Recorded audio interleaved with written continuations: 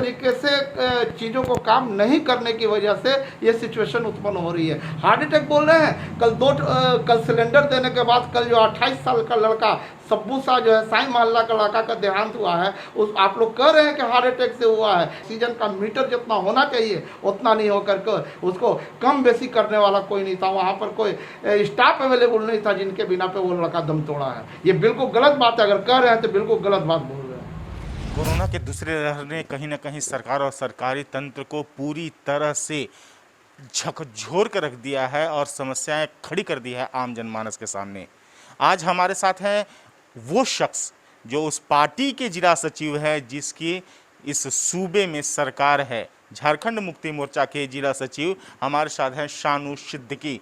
आइए हम जानते हैं कि कहीं ना कहीं हालात बेकाबू होने की बार बार बातें सामने आती है, लेकिन जब हम जाते हैं तो पाते हैं कि प्रशासन जिस तरह से हमसे बातें करती है तो लगता है कि नहीं, ऐसा कुछ नहीं है, हालात काबू में हैं।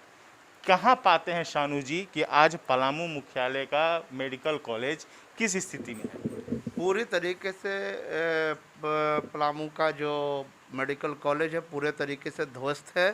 पूरे तरीके से एकदम समझे कि किसी भी प्रकार का कोई वहाँ पर काम नहीं है।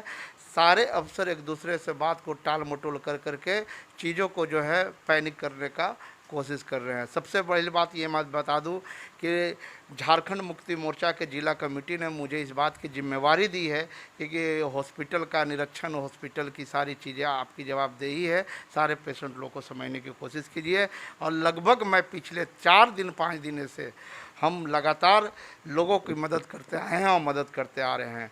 लेकिन सबसे बड़ा अफसोस की बात यह है कि आज हॉस्पिटल की व्यवस्था अच्छी नहीं रहने की वजह से आज पेशेंट मर रहे हैं। मैं तो हमेशा इस चीज़ को टैग भी कर रहा हूँ, फेसबुक के माध्यम से भी लोगों तक इस बात को पहुँचा रहा हूँ कि आज यहाँ के जितने भी अधिकारी हैं, बहुत सारे अधिकारी तो फ़ोन तक नहीं उठाते हैं, बहुत सारे अधिकारी को फ़ोन करते हैं तो वो गुस्सा हो जाते हैं। समझने की ज़रूरत है, अगर हॉस्पिटल की स्थिति इतनी अच्छी होती तो लोग अपने मरीज को घर में बैठ करके किसी डॉक्टर से इलाज नहीं करवाते हैं। और घर में इलाज कराने के दौरान अगर उनको ऑक्सीजन की आवश्यकता पड़ रही है तो यहाँ के जो अधिकारी लोग हैं सीधे कह रहे हैं कि मैं उनको ऑक्सीजन नहीं दूंगा। मैं पूछना चाहता हूँ यहाँ के अधिकारी से कि आपकी सरकारी व्यवस्था अच्छे नहीं रहने की वजह से वो लोग अपने घर में आइसोलेट हैं, और वहाँ पर आप खुद ने कहा था कि अगर स्थिति अच्छी है तो आप अपने आप को घर में आइसोलेट कीजिए, अस्पताल आने की ज़रूरत नहीं है।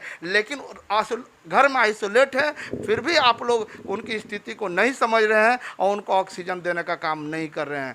लगभग कल की बात मैं बता रहा हूँ हमारे मीडिया महोदय लक्की जी कि कल क्या हुआ था कि कल एक लड़की ऑलरेडी हॉस्पिटल में इमरजेंसी वार्ड में वो एडमिट थी। उसके दौरान लगभग मैं 2 घंटे से सारे अधिकारियों को फ़ोन कर कर के थक गया। उनका ऑक्सीजन सेचुरेशन बहुत कम हो रहा था।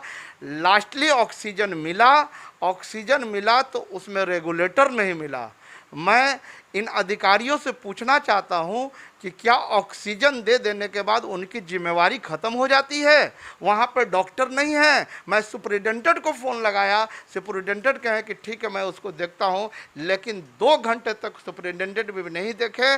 उसके बाद मैं डीसी महोदय को फ़ोन लगाया। डीसी बात चल रही थी कि सीएस की जिम्मेवारी नहीं है, मेडिकल जो अस्पताल अधीक्षक है उनकी जिम्मेवारी है, डीपीएम को सॉल्व कॉज किया जाता है, बाकी लोगों को छोड़ दिया जाता है। किस रूप में देखें शानू जी? हम तो वही तो समझ में नहीं आ रहा है। कुछ हम सिविल सर्जन को फ़ोन करते हैं तो ये कहते हैं कि ये मेरा डिपार्टमेंट नहीं है। आखिर अभी के सिचुएशन में लोग पल्ला अगर झाड़ते हैं तो ये बहुत दुर्भाग्य की बात है। ये डाल्टनगंज के लोगों के लिए बहुत ही समझिए दुर्भाग्य की बात है। डाल्टनगंज के लोग क्या करेंगे, कैसे करेंगे, कैसे सिचुएशन को संभलेंगे? डेली मर रहे हैं। अभी बताइए कल ऑक्सीजन। तो अंतिम सवाल तो बनता है कि सरकार तो आपकी है, तो फिर क्यों नहीं, आखिरकार आप परिणाम क्यों नहीं दे पा रहे हैं? बिल्कुल, ये आपका कहना बिल्कुल सही है कि हम लोग परिणाम क्यों नहीं दे पा रहे हैं।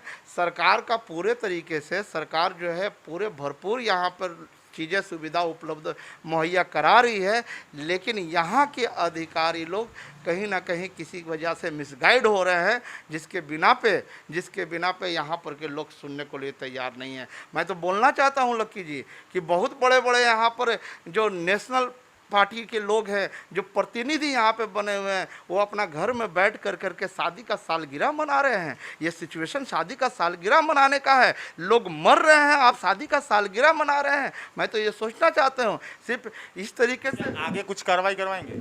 आगे करवाए हम तो यहाँ से लेकर के सरकार तक चिट्ठी लिखूंगा, सरकार तक ऑलरेडी चिट्ठी लिख चुका हूँ। और ये भी जेएमएम के लोग सरकार तक चिट्ठी पहुंचा रहे हैं, लेकिन जितनी बड़ी बात शानू सिद्दीकी ने उठाई है वो वाकई में कहीं ना कहीं सोचने वाली बात है।